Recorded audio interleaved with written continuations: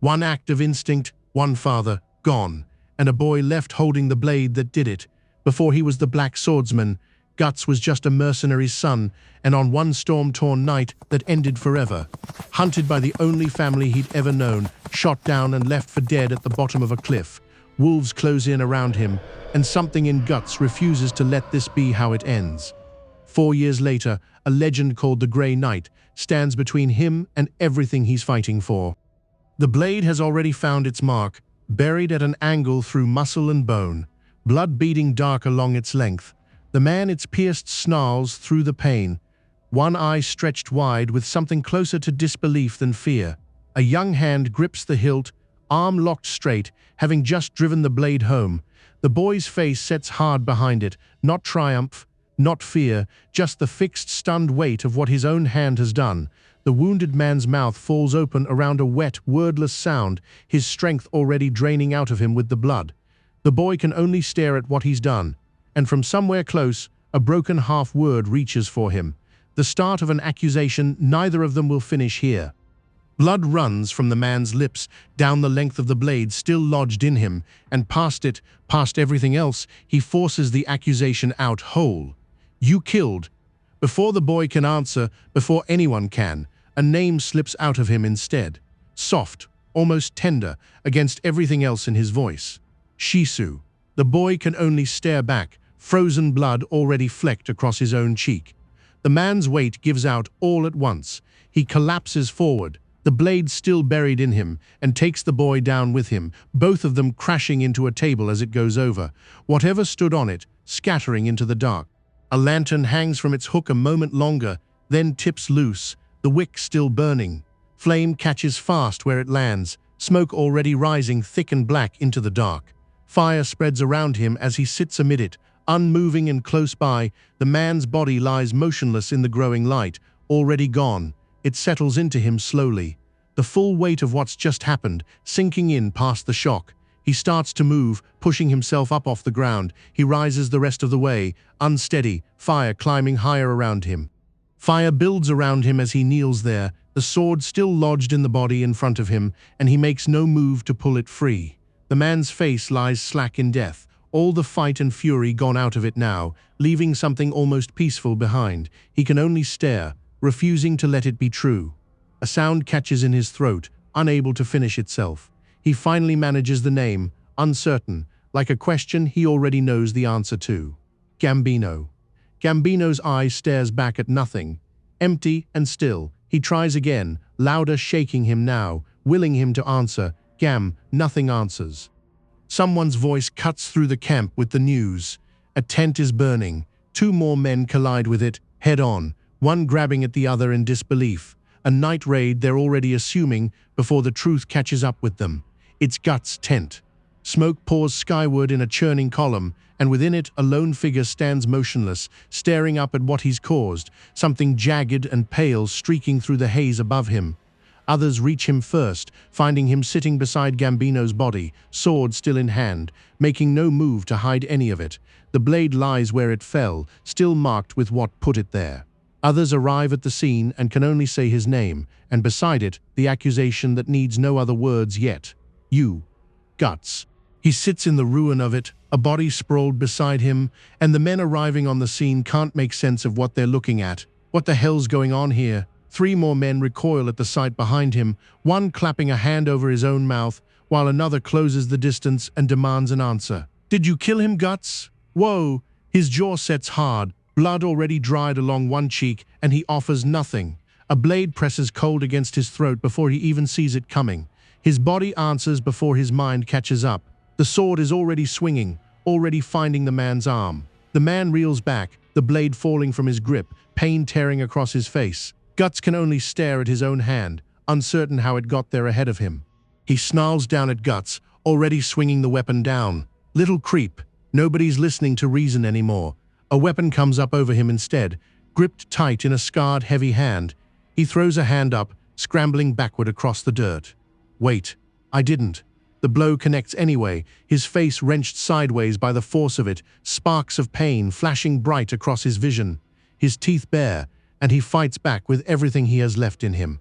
More men close in around him, boots and fists finding him from every side before he can get his feet back under him.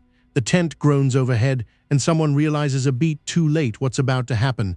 It comes down all at once, canvas and support beams crashing around them in the dark. He breaks free in the chaos, running hard for the horses. His face strains with everything he's got left, one question burning under all of it. He's already in the saddle, driving the horse forward into the storm, the question finally breaking loose of him. Why is this happening? The camp erupts into chaos, men scrambling from tent to tent, and the news lands on all of them like a blow. Gambino.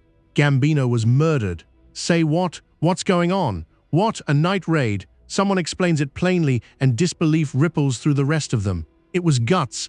Guts went and killed Gambino. You're kidding. What the hell? One of them insists, bitter about it. Nah, it's true. This is the thanks that bastard gave him after living under his roof some 10 years. Think about it. Gambino was practically a father to him.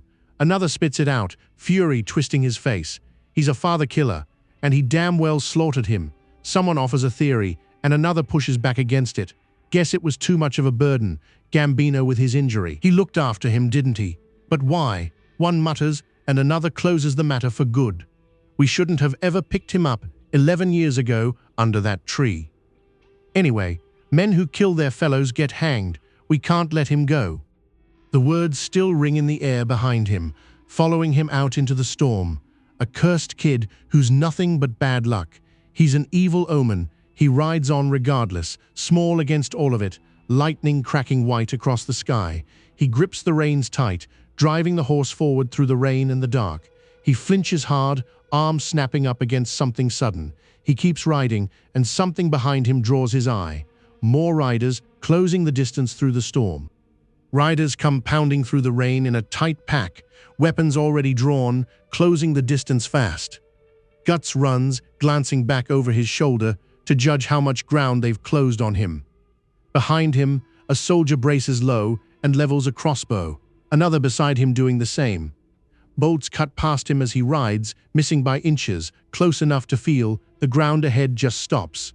A cliff, and nowhere left to run. On a rise overlooking it all, a lone rider urges his horse forward, spear raised high. Below, a soldier braces his crossbow against his shoulder, sighting down the length of it. Patient. The bolt leaves the string and cuts through the rain in a straight, silent line. It finds him from behind, and his whole body locks around the impact. His head snaps back, mouth open around a sound that doesn't come. The pain arriving a half second behind the shock of it. His horse rears hard beneath him, the reins wrenched from his grip, throwing him badly off balance. Whoa! Whoa! Someone shouts as the animal bolts sideways across the loose, wet rock. Riders pick their way back down along the cliffside through the rain, certain of what they just did. Yeah, I saw him jerk. Did you get him, any case? Ain't no way he lived from this high up. One spits, wiping rain from his face, and says nothing more. Fair, another mutters, the thought left unfinished. Rest in peace now. But Gambino can't. The company presses on down the mountain path, lightning splitting the sky above the ridge behind them. Rain hammers down against bare rock, the storm giving no sign of easing. The night stretches on, indifferent, stars scattered thick and cold across it. Below, a field of broken rock lies still and empty under that same sky. Far off, among the stones, a small, motionless shape lies where it fell, a sword resting in the dirt beside it. A ragged cough breaks the silence, and eyes that shouldn't still be open crack open anyway. The thought surfaces, distant and strange, hardly his own. It's like it's not even my own body. His face turns slightly against the rock, uncomprehending. He thinks it again, and an eye stares up at nothing, unfocused. I can't move. The sky holds the whole of the night in it, stars without end, a pale moon hanging low over the clouds, and somewhere far below, small against all of it, Guts lies broken among the rocks. Something enormous looms out of the dark, jaws already open, teeth bared in ragged rows. Above it all, the moon hangs indifferent, stars scattered thin around it. Below, tiny against the landscape, Guts lies exactly where he fell, unmoving. Something stirs faintly against the quiet of the night sky. His eyes crack open, turning upward, slow. The moon floats there, full and pale, indifferent to him. His eye catches its light, glassy, only half focused. A hand drags itself forward across wet stone, fingers scrabbling for purchase. He grunts, forcing something in himself to move. Hing. His palm presses flat against the rock, streaked and trembling with the effort. He pulls himself upright at last, curling in against the boulders, and something makes him go still. Guts walks on, across the broken ground, sword dragging point down through the dirt behind him, the night pressing in close on all sides. He thinks it plainly, an arrow still lodged deep in his shoulder. I'm cold. I lost too much blood while I was out. 2 broken ribs, he notes, pressing a hand to his side without breaking stride. His face stays in shadow, and for a while there's nothing else left in him at all. His foot drags another step through the mud, leaving a broken, uneven trail behind him. He wonders, and no answer comes back to him. Where am I going anyway? The thought creeps back in, unbidden, patient. Lie there and die like that. Would have been easier just to. He thinks it, and for a moment it almost sounds like relief. There'd be nothing anymore. He thinks it, a raw wound dark against his skin. Here there's only bad stuff. Something bears itself, sharp and threatening, at the far edge of thought. His foot drags on regardless, leaving another mark behind him in the dirt. He asks himself at last, standing alone under the stars with nowhere in particular left to go. So where? Paws plant heavy in the dirt ahead of him, and Guts keeps walking anyway, sword held loose at his side. A row of shapes waits along the ridge above, silent, watching him come. The pack stands close together in the starlight, still and watching one massive form at their center. He lowers himself down among them, offering no resistance at all. An eye catches the light, patient, unblinking, weighing him. There's no fear left in him to show, nothing in his expression but a kind of emptied-out calm. A wolf throws its head back and howls, long and full-throated, into the night. Another snaps and lunges close by, teeth bared. A second one answers it, jaws wide, matching the aggression. More of them press in from the sides, circling, closing the gap between them. Quiet and unresisting, a thought surfaces in him. This is it. It continues, further down that same current. Over nothing in him moves to stop it. It's over, teeth close in around the thought, closer now than before. A wolf lunges without warning, and his arm comes up on its own, catching the bite before it lands. He manages, startled by his own body's reflex. More of them pile in at once, a scramble of fur and teeth and noise. His face has gone somewhere else entirely, wild and unthinking, the sword already moving in his hand. One wolf stands over another that no longer moves, the pack already turning on its own. Teeth flash close, a wolf's jaws straining for purchase. More of them circle at a distance, patient, waiting their turn. Guts forces himself upright, every last bit of strength going into it. His hand closes tighter around the hilt, knuckles white with the grip. The effort tears out of him in ragged bursts as the pack keeps circling. Ha! He grits out, teeth bared as hard as any of theirs. Hun. A wolf leaps at him from the side, fully committed to the strike. His face twists around the effort of meeting it head-on. The blade connects, fur and motion breaking apart under it. His face comes up bloodied, eyes wide with something closer to fury than fear. More of them press in regardless, and he answers with everything he has left in him. Oh! One last wolf snarls, closed jaws wide, and he meets it without flinching. He grapples with another mid-lunge, forcing it back by main strength. A third bares its teeth wide nearby, still willing to try its luck. 2 of the pack lie still in the grass, the fight gone out of them for good. He walks on alone afterward, blood dried across his chest, sword resting heavy over one shoulder, a full moon rising ahead of him. Whatever this was, it's behind him now. His face twists with everything still left in him, teeth bared, eyes blazing with a fury exhaustion hasn't managed to dim. The wolves break and scatter, running hard now, the fight well and truly gone out of them. He stands alone on the rise as the last of them flee across the ridge below, breathing hard. Strength drains out of him now that it's over. His legs no longer steady beneath him. Guts starts to go, consciousness slipping before he can do anything to stop it. He lies collapsed and still on the open ground, his sword fallen in the dirt beside him. His face rests slack against the earth, breath the only sign of life left in him. The name slips out of him unconscious, broken in half by whatever's moving through his mind. Gambino in the distance. Horses and wagons come into view, a caravan making its way along the road. Somewhere close, wheels creak and horses whinny, unaware yet of what's lying in its path. Someone murmurs, staring down at him, and the others chime in around it, uneasy. No way. Did he kill all these wolves? Yeah, but he's in pretty bad shape. Is he alive? Hey look, he's just a kid. One of them recalls, and the others banter back and forth over it. Oh yeah, Angus was saying he needed another man in his squad. Good luck with mercenaries like us. Either way, he's got good luck getting found by us in the middle of the wilderness. One muses, another agrees, quiet, and a third wonders aloud over him. Who knows, maybe he's a runaway slave. World's a strange place. Still though, what happened? An arrow wound. The caravan rolls on regardless, wheels turning steady over the open ground. Somewhere beneath it all, a single name surfaces on its own, unbidden Gambino. A memory rises out of the dark, unbidden Gambino running ahead, sword over his shoulder, and behind him, matching his stride step for step, a much younger Guts, whatever else the man was, and he was far from good, he was the only father Guts ever had.